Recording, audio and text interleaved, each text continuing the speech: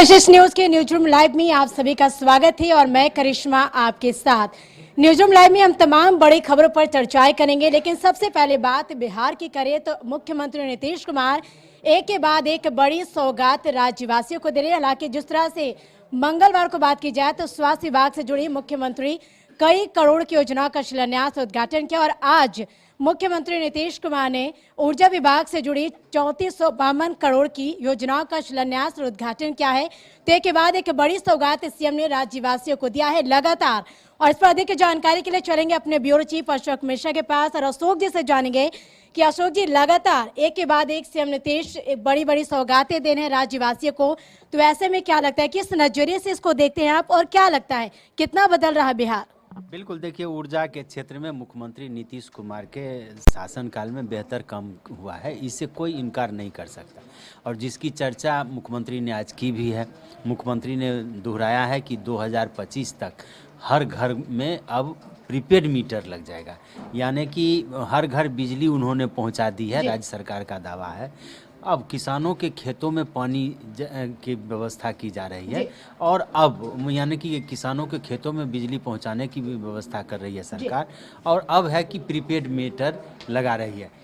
बिजली विभाग पर जो आरोप लगाए जा रहे थे कि वो गलत बिलिंग का, उस गलत बिलिंग का ये इलाज मुख्यमंत्री बता रहे हैं कि ढूंढ लिया गया है और अब बिजली विभाग के द्वारा गलत बिलिंग नहीं होगी।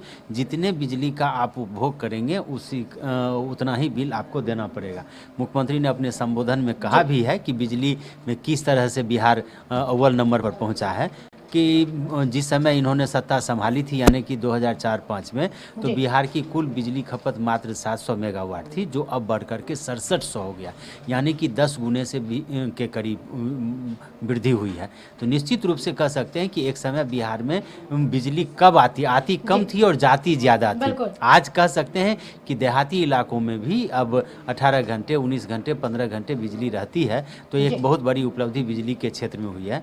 और मुख्यमंत्री ने कहा भी है कि लोगों से कहा है कि आपको जितनी ज़रूरत हो उतना ही बिजली का आप खपत कीजिए, बिजली का दुरुपयोग नहीं कीजिए, इसलिए कि राज्य सरकार महंगे कीमत पर बिजली खरीदती है और सस्ते कीमत पर अपने उपभोक्ताओं को देती है, यानी कि राज्य सरकार सब्सिडी दे रही है अभी बिजली। तो ऐसी परिस्थिति में बिजली के क्षेत्र में राज्य सरकार ने महत्वपूर्ण काम किए हैं और आज एक बहुत बड़ा तोहफा जो आपने कहा है राजधानी को दिया है। ऑडिटोरियम बना है ऊर्जा पार्क में और वहाँ उसका उद्घाटन किया है मुख्यमंत्री ने। तो ये बहुत बड़ी बात है कि अब वहाँ पे बहुत कुछ नज़ारा बदला हुआ है। कभी वो इलाका बिल्कुल गंदगी फैलाने वाला इलाका था, लेकिन अब वहाँ की सूरत भी ऊर्जा पार्क की बदली हुई है। तो इस तरह से मुख्यमंत्री ने अपने कार्यों की चर्चा की है, अपने उपलब्धियों को बताया कि ऊर्जा क्षेत्र में, और बताया गया है कि ये जो प्रीपेड मीटर जो लगाया जा रहा है वो फ्रांस की कंपनी के द्वारा लगाया जा रहा है।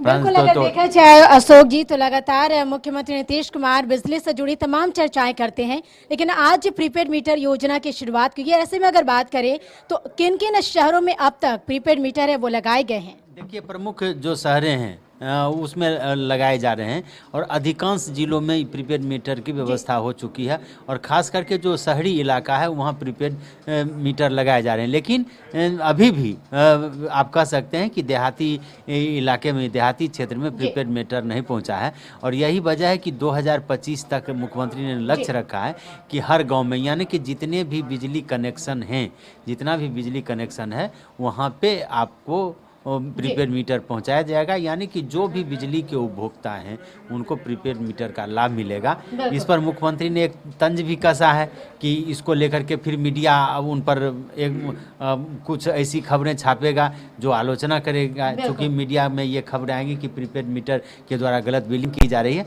लेकिन उससे हम पीछे हटने वाले नहीं हैं और ऊर्जा के क्षेत्र में जो काम किया जा रहा है और प्रीपेड मीटर लग जाने के बाद जो बिजली विभाग की बदनामी रही है उस बदनामी को भी दूर करने की कोशिश की जाएगी।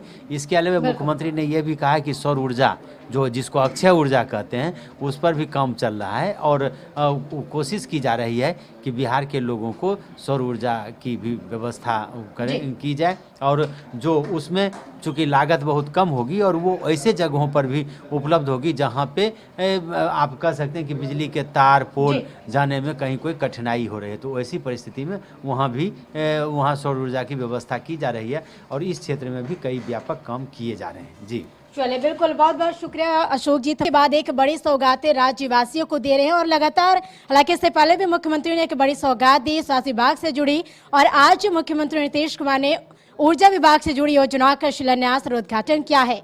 और अब बात करेंगे झारखंड की, तो झारखंड में बता दें कि चाईबासा में मुख्यमंत्री हेमंत सोरेन का आपकी सरकार आपके द्वार आपके कार्यक्रम के तहत एक बड़ी परिसंपत्ति का वितरण किया गया चाईबासा में। हालांकि चाईबासा जो नक्सल प्रभावित क्षेत्र रहा है, हालांकि मुख्यमंत्री इस नक्सल प्रभावित क्षेत्र में भी अपने कार्यक्रम को संबोधित किया। वहां पे इस सहाय योजना की शुरुआत की गई नक्सल प्रभावित जिलों में। लेकिन देखा जाए तो ये इस मुख्य उद्देश्य ये है इस कार्यक्रम का, क्योंकि झारखंड में कई ऐसे प्रतिभाशाली खिलाड़ी हैं जिन्हें आगे आने के लिए मुख्यमंत्री हेमंत सोरेन ने आज चाईबासा में सहाय योजना की शुरुआत की है। और इस पर अधिक जानकारी के लिए चलेंगे, और लगातार हम आपको बता रहे थे कि जिस तरह से मुख्यमंत्री हेमंत सोरेन का आज चाईबासा में सहाय योजना की शुरुआत की है।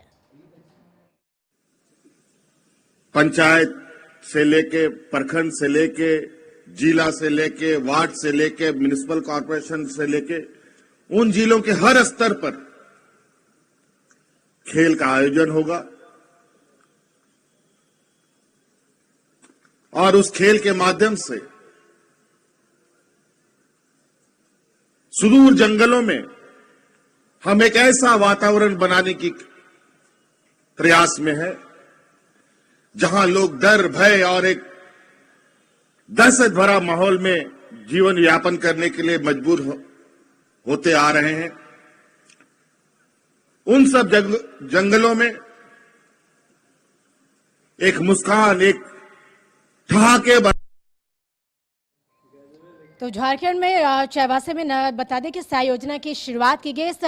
जो योजना की शुरुआत की गई इसमें 14 से 18 साल के लड़के लड़कियां जो खिलाड़ी हैं उनका रजिस्ट्रेशन कराया जाएगा। तमाम खिलाड़ियों को आगे आने के लिए, उनको बढ़ावा देने के लिए खिलाड़ियों को इस सहाय योजना की शुरुआत की गई है। और इस कार्यक्रम का मुख्य उद्देश्य क्या है मुख्यमंत्री का, इस पर अधिक जानकारी के लिए चलेंगे अपने न्यूज कोऑर्डिनेटर दीपक प्रियदर्शी के पास और उनसे जानेंगे। दीपक जी, देखिए, लगातार मुख्यमंत्री हेमंत सोरेन आपकी सरकार आपके द्वार आपके अधिकार कार्यक्रम को लेकर लगातार अलग जगहों की वो कार्यक्रम को संबोधित कर आज उन्होंने नक्सल प्रभावित जिलों में जाकर, चाईबासा की बात करें तो वहां पर कार्यक्रम क्या है और ऐसे में एक सहाय योजना की शुरुआत की गई। इस योजना का मुख्य उद्देश्य क्या है? देखिए करिश्मा, अभी लगातार मुख्यमंत्री 15 नवंबर से ये आपके अधिकार आपकी सरकार आपके द्वार कार्यक्रम में अलग अलग जिलों में घूम रहे हैं और हर प्रमंडल में बेसिकली प्रमंडल फोकस किया जा रहा है। और उसी कड़ी में आज वो चाईबासा गए हैं और वहाँ पे काफ़ी बड़ा कार्यक्रम हुआ, परिसंपत्तियों का वितरण हुआ है और उसमें तकरीबन जो है जिसे कहें कि एक कई 100 करोड़ की परिसंपत्तियों का वितरण हुआ और कई योजनाओं का शिलान्यास और उद्घाटन मुख्यमंत्री ने किया है। उसी कड़ी में दूसरा कार्यक्रम ये था कि उन्होंने नक्सल प्रभावित इलाकों में सहाय योजना की शुरुआत की है।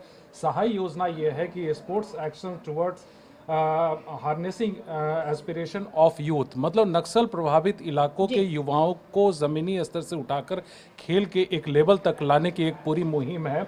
चाईबासा, सरायकेला, खरसावा, खूंटी, गुमला, सिमडेगा के जितने भी युवा हैं, 14 से 18 साल के जो युवा हैं उसमें 72,000 युवाओं को उस योजना में जोड़ा जाएगा।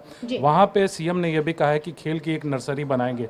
स्पोर्ट्स हब देखिए झारखंड पहले से है। अब ऐसे में ग्राउंड लेवल पे आप देखिएगा कि हॉकी के खिलाड़ी सुदूरवर्ती गांव के से आते हैं, जितने भी वो अभी इंडिया को रिप्रेजेंट करी है, निकी प्रधान, ये तमाम ऐसे खिलाड़ी जो है वो सिमडेगा जैसे सुदूरवर्ती गांव से आती है। तो उन सुदूरवर्ती गांव से जो है वो प्रतिभाओं को लाने के लिए एक पूरी मुहिम है और उसी मुहिम की कड़ी यह सहाय योजना है। बिल्कुल, बहुत बहुत शुक्रिया दीपक जी। तो प्रतिभाशाली खिलाड़ियों को आगे लाने के लिए यह मुहिम जो है झारखंड सरकार की सहाय योजना उसकी शुरुआत की है।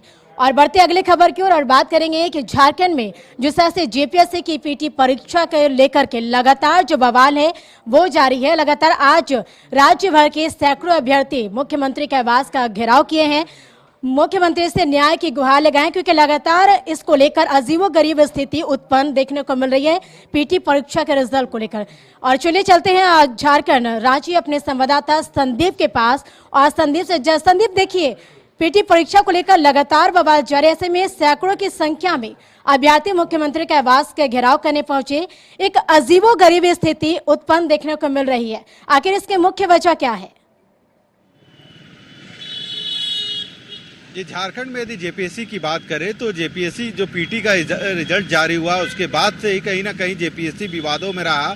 उसके बाद आज जेपीएससी के जो अभ्यर्थी थे उन्होंने न्याय मार्च निकाला था रांची के जो मोराबादी बापू वाटिका है वहां से, पर जो मोराबादी का जो एंट्रेंस पॉइंट है वहां पे ही बैरिकेटिंग कर जितने भी छात्र थे उनको रोक दिया गया। पुलिस प्रशासन की ओर से किसी भी छात्र को मुख्यमंत्री आवास तक पहुंचने नहीं दिया गया। हालांकि जो जेपीएससी के छात्र हैं अब भी वहीं बैरिकेटिंग के बाहर कह सकते हैं जो मोराबादी मैदान है वहीं पे डटे हुए हैं और उनकी सिर्फ एक ही मांग है कि वे आज मुख्यमंत्री से मिल के रहेंगे और जो उनकी फरियाद है वह मुख्यमंत्री तक पहुंचाने की आज जो न्याय मार्च के द्वारा वे चाह रहे थे कि मुख्यमंत्री तक उनकी बात पहुंचाई जाए, पर उनको आगे जाने नहीं दिया गया है। और फिलहाल यदि बात करें तो जेपीएससी के जितने भी अभ्यर्थी हैं वे अब भी डटे हुए हैं रांची के जो मोराबादी मैदान है, जो पुलिसिया बैरिकेटिंग है वहीं पे सभी धरने पे बैठे हुए हैं। उनकी एक ही मांग है कि आज वे किसी भी हालत में मुख्यमंत्री से मिलेंगे और अपनी गुहार लगाएंगे।